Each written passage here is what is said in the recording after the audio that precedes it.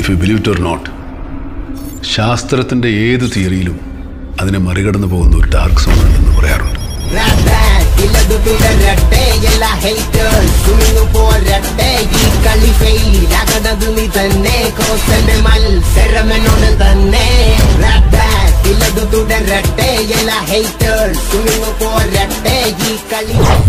Hi friends, എൻ്റെ ചാനലിൻ്റെ പുതിയ വീഡിയോയിലേക്ക് സ്വാഗതം. പിന്നെ നമ്മളൊരു അൺബോക്സിംഗ് ആണ് കാണാൻ പോകുന്നത്. അതെ ഗൈസ്, അൺബോക്സിംഗ്.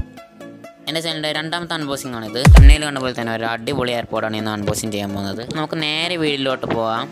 പിന്നെ വീഡിയോയിലോട്ട് പോകണം മുമ്പ് ഈ ചാനൽ ആദ്യം കാണുമെങ്കിൽ സബ്സ്ക്രൈബ് ചെയ്യുക, ലൈക്ക് ചെയ്യുക, ഷെയർ ചെയ്യുക, സപ്പോർട്ട് ചെയ്യുക. ഇതിന് ആദ്യ ലുക്ക് തന്നെ ഇങ്ങനെ ആയിരിക്കും. പിന്നെ ഞാൻ ഇതിൻ്റെ പേര് ഞാൻ സ്ക്രീനിൽ എഴുതി വെച്ചിട്ടുണ്ടാകും. i7S-TWS ആണ് പേര്. പിന്നെ ഇതിൻ്റെ സൈഡിൽ നോക്കുകയാണെങ്കിൽ ഇതിൻ്റെ കളർ ഏതൊക്കെയുണ്ടെന്ന് കാണിക്കുന്നുണ്ട്. White, blue, red, golden, rose colour. ഈ കളറിലായിട്ടാണ് ഈ ഇയർഫോൺസ് വരുന്നത്. അപ്പോൾ ഇതിൻ്റെ ബാക്ക് നോക്കുകയാണെങ്കിൽ ഫീച്ചേഴ്സാണ്.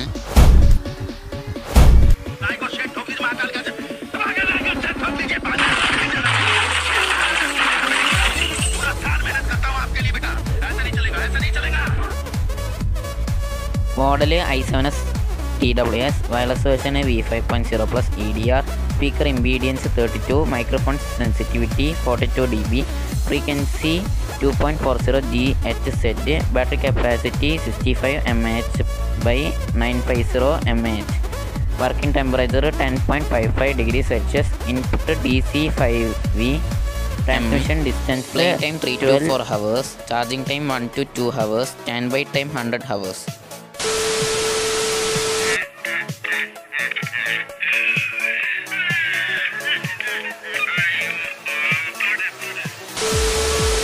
അപ്പോൾ ഇത് തുറക്കുമ്പോൾ തന്നെ എയർപോഡ് അടിപൊളിയായിട്ട് സെറ്റ് ചെയ്ത് വെച്ചിരിക്കുന്നത് കാണാം. അപ്പോൾ ഇതെടുത്തിട്ട് പുറത്ത് വെയിലത്ത് വെളിച്ചത്തോ വെച്ചാൽ നല്ല റിഫ്ലക്റ്റിങ്ങും ഷൈനിങ് ആയിട്ട് നമുക്ക് തോന്നും. ഇത് നമുക്ക് മാറ്റി വെച്ചാൽ നമുക്ക് ചാർജറിൻ്റെ പിന്ന് നോക്കണം. അതിന് മുമ്പ് അവിടെ ഒരു പേപ്പർ കാണുന്നുണ്ട്. ആ പേപ്പർ എന്താണെന്ന് നമുക്ക് വായിക്കാം. Charge 1 hour before you use എന്നാണ് അതിൽ എഴുതിയിരിക്കുന്നത്. പിന്നെ എഴുതിയിട്ടുള്ളത് long press to earphone button to switch on it. അതായത് യൂസ് ചെയ്യണ മുമ്പ് 1 മണിക്കൂർ ചാർജ് ചെയ്യാനും പിന്നെ ഇയർഫോണ് സ്വിച്ച് ഓൺ ആക്കാൻ കുറച്ച് നേരം ബട്ടണിൽ പിടിച്ച് അമർത്തിയാൽ മതി എന്നാണ് പറയുന്നത്. അപ്പോൾ അടുത്ത് നമുക്ക് ചാർജർ പിൻ എടുക്കാം. അപ്പോൾ ഇത് ചാർജിങ് ടൈം എന്ന് പറയുന്നത് 1 to 2 മണിക്കൂറാണ്. പിന്നെ DC 5 volt ഇൻപുട്ട് വലിക്കുന്നത്. പിന്നെ പ്ലേയിങ് ടൈം എന്ന് പറയുന്നത് 3 to 4 hours ആണ്. പിന്നെ ബാറ്ററി കപ്പാസിറ്റി പറയുന്നത് 65 mAh/950 mAh ആണ്. പിന്നെ വർക്കിംഗ് ടെമ്പറേച്ചർ എന്ന് പറയുന്നത് 10.55 degrees Celsius ആണ്. ഇംപീഡിയൻസ് 32, മൈക്രോഫോൺ സെൻസിറ്റിവിറ്റി 42 dB ആണ്. ഫ്രീക്വൻസി 2.40 GHz ആണ്. ഇതെങ്ങനെ ഉപയോഗിക്കേണ്ടതെന്ന് പറഞ്ഞാൽ ആ 2 ഇയർഫോൺ എടുക്കുമ്പോൾ തന്നെ അത് പവർ ഓൺ ആയിട്ടായിരിക്കും വരിക. ഇതിൻ്റെ വേറൊരു പ്രത്യേകത എന്താണെന്ന് വെച്ചാൽ ഇത് 1 ഇയർഫോണായിട്ട് ഉപയോഗിക്കാം, 2 ഇയർഫോണായിട്ട് ഉപയോഗിക്കാം എന്നാണ്. അതായത് 2 എടുത്താലേ വർക്കാവുള്ളൂ, അങ്ങനെയൊന്നുമില്ല. 1 എടുത്താലും വർക്കാക്കാകും. ഇപ്പം നമ്മൾ 1 എടുത്തുള്ളെങ്കിൽ അതിന് മാത്രം സൗണ്ട് വരും, വേറെ ആണെങ്കിൽ അതിൽ തന്നെ ഇരിക്കുന്നതുകൊണ്ട് അതിൽ സൗണ്ട് വരില്ല.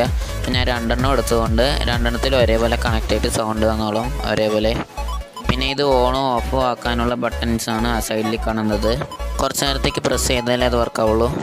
അപ്പോൾ ഈ എയർപോഡ് എങ്ങനെ ചാർജ് ചെയ്യുന്നത് വെച്ചാൽ ആ എയർപോഡ് 2 അതിൻ്റെ പെട്ടിയുടെ ഉള്ളിൽ ഇട്ട് വെച്ച ശേഷം ആ പെട്ടിയുടെ ബാക്കിൽ ചാർജിങ് ഹോൾഡ്, ആ ചാർജിങ് ഹോൾഡ് കുത്തിയാൽ മാത്രം മതി. പിന്നെ ഇതെങ്ങനെ നമ്മൾ ഇൻഡിക്കേറ്റ് ചെയ്യും പറഞ്ഞാൽ എയർപോഡിൻ്റെ മുൻവശത്ത് പവർ ഓൺ ഓഫ് ബട്ടൻ്റെ ലെഫ്റ്റ് സൈഡിലായിട്ട് ഇൻഡിക്കേറ്റർ ഉണ്ടാകും. അപ്പോൾ അതിൽ നീല വരികയാണെങ്കിൽ ഫുൾ ചാർജ് ആയെന്നാണ് അർത്ഥം, ചുവപ്പാണെങ്കിൽ കയറിയിട്ടില്ല എന്നും. പിന്നെ ഈ എയർപോഡും ഫോണുമായിട്ട് എങ്ങനെ കണക്ട് ചെയ്യാൻ പറഞ്ഞാൽ ഫോണിലത്തെ ബ്ലൂടൂത്ത് ആദ്യം ഓണാക്കുക, പിന്നെ സെർച്ച് ചെയ്യുക. അതിന് മുമ്പ് എയർപോഡ് തുറന്ന് അതിൻ്റെ പവർ ഓണാക്കി വെച്ചിട്ടുണ്ടാവണം. സെർച്ച് ചെയ്ത ശേഷം അതിൻ്റെ പേര് കറക്റ്റായി വന്നു വെച്ചാൽ പെയർ ചെയ്ത് കണക്ട് ചെയ്യണം. അപ്പോൾ ഈ വീഡിയോ ലൈക്ക് ചെയ്യുക. ഈ വീഡിയോ അവസാനിപ്പിക്കാൻ പോവുകയാണ്.